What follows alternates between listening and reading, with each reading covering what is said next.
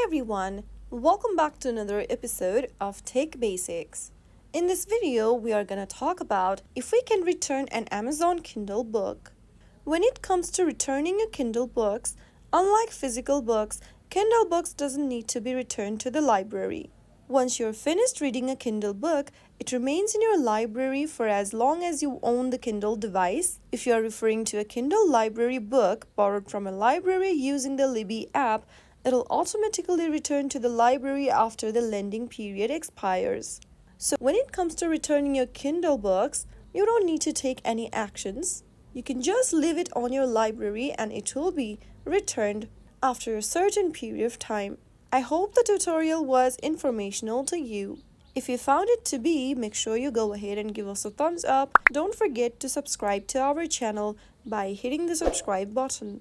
Press on the bell icon so that you'll never miss another upcoming upload from us. I will be back again in the next video. Thank you for watching.